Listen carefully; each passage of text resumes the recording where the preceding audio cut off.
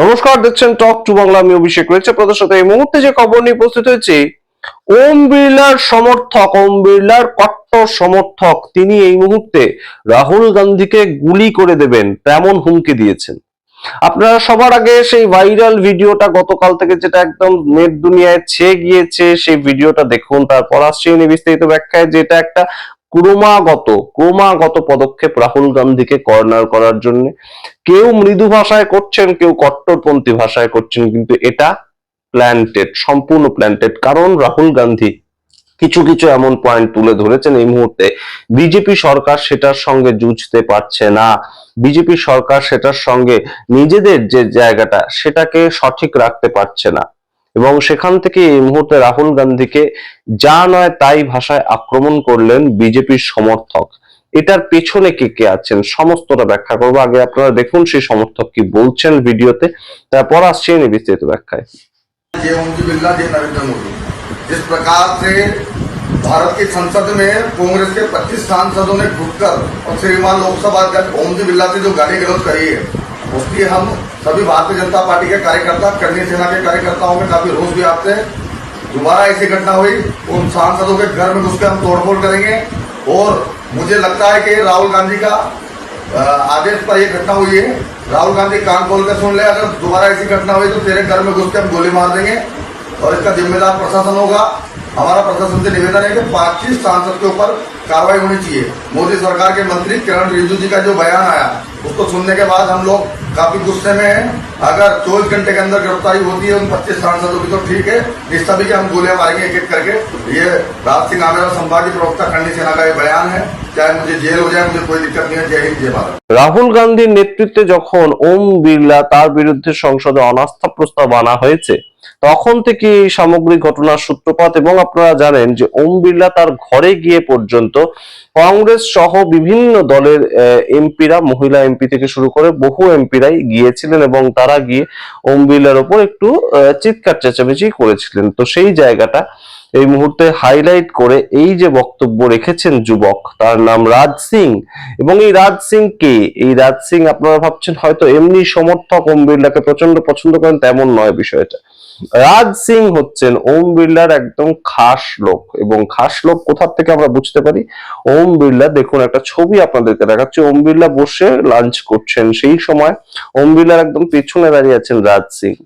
এছাড়াও বিভিন্ন জায়গায় রাজ সিংকে দেখা যায় ওম বিড়লার সঙ্গে, এবং তিনি এই মুহূর্তে বলছেন রাহুল গান্ধীকে গুলি করে দেবেন।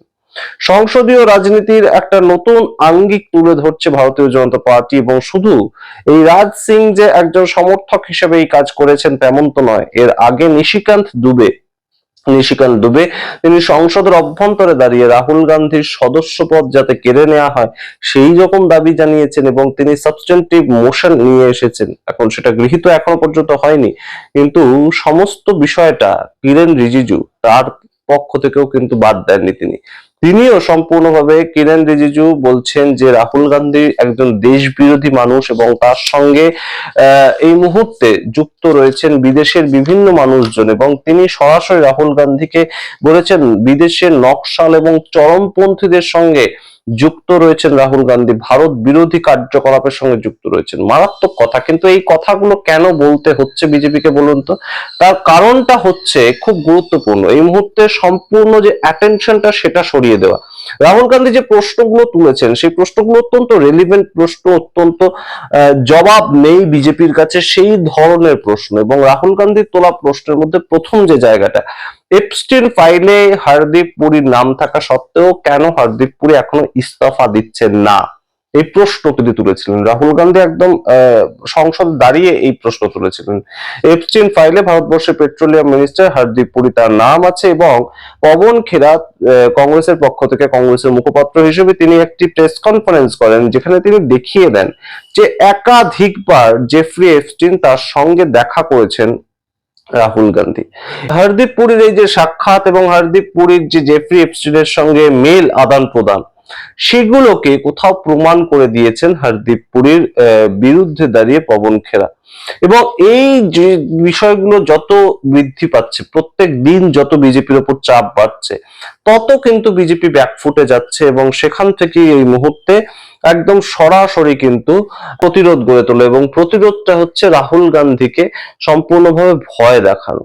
রাহুল গান্ধীকে কোথাও গিয়ে তার বিরুদ্ধে বলা যে তিনি যদি এই মুহূর্তে সম্পূর্ণ ওম বিড়লার বিরুদ্ধে বা এপস্টিনের বিরুদ্ধে, এপস্টিনকে নিয়ে যে সমস্ত কথা হার্দিক পুরী প্রধানমন্ত্রীকে নিয়ে তিনি বলছেন সেগুলো বন্ধ না করেন, তাহলে কিন্তু তার বিরুদ্ধে বিভিন্ন ধরনের অ্যাকশন নেওয়া হতে পারে।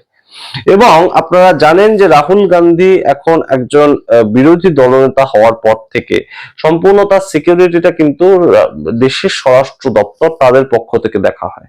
কারণ যে কোনো ক্যাবিনেট মিনিস্টার তাদের সমান সিকিউরিটি পান রাহুল গান্ধী, একজন পূর্ণ ক্যাবিনেট মিনিস্টার তার সমান সিকিউরিটি পান দেশের বিরোধী দলনেতা। এবং সেই ক্ষেত্রে রাহুল গান্ধীর সিকিউরিটি যখন অমিত শাহের হাতে রয়েছে, সেই জায়গায় দাঁড়িয়ে যদি রাহুল গান্ধীর উপর কোনো ধরনের কোনো আক্রমণ তৈরি হয়, তাহলে তো সেটা দেশের এই মুহূর্তে দেশের সরকারের ব্যর্থতা হিসেবে প্রমাণিত হবে। তার পরবর্তীতে এই ধরনের ভাইরাল হয় কি করে ভিডিও, এবং যিনি কথা বলছেন তিনি একদম দেখুন আপনারা যে বিজেপির কট্টর সমর্থক, সেটা বোঝানোর জন্য নিজে একটা উত্তরীয় নিয়েছেন এই ভিডিওতে। তো এই ভিডিওর সামগ্রিক যে উত্তর সেটা রাহুল গান্ধী তো দেননি বটেই, কিন্তু অবশ্যই সেটা নিয়ে সারা দিন ধরে গতকাল মিডিয়াতে চর্চা হয়, এবং শেষ পর্যন্ত সেই ব্যক্তিকে রাজস্থানের পুলিশ গ্রেপ্তার করেছে এবং গ্রেপ্তার করে নিজেদের কাস্টাডিতে নিয়েছে। কিন্তু এই সামগ্রিক ঘটনা আরো একবার প্রমাণ দিল নাকি যে দেশে এই মুহূর্তে বিরোধিতা করা এবং বিরোধীদের যে জায়গাটা সেটা ক্রমশ চেপে দেওয়া, সেটা ক্রমশ কর্নার করার চেষ্টা চলছে। এবং ওম বিড়লার সংসদে আসতে পারছেন না, সেটা যে কত বড় এফেক্ট করেছে ভারতীয় জনতা পার্টিকে, এই ভিডিওটা অনেক কথা হয়তো বলে দিল। আপনারা দেখুন এই মুহূর্তে রাহুল গান্ধী তার ঠিক কি বক্তব্য ছিল যখন তার বিরুদ্ধে সাবস্টেন্টিভ মোশন আনা হচ্ছে, তার বিরুদ্ধে অনাস্থা প্রস্তাব আনা তোড়জোড় করছে ভারতীয় জনতা পার্টি। তখন তিনি একটি ভিডিও করে সমস্তটা বক্তব্য রাখেন। তিনি বলেন যে আমি কোনো মতেই এই যে ট্রেড ডিলটা হয়েছে আমেরিকার সঙ্গে ভারতবর্ষের, সেখানে কৃষকদের যেভাবে একদম ক্ষতি করে দিয়েছে ভারত সরকার, সেখান থেকে সরবো না, কৃষকদের পক্ষেই আমি দাঁড়িয়ে থাকবো, আমার বিরুদ্ধে যাই আনা হোক না কেন।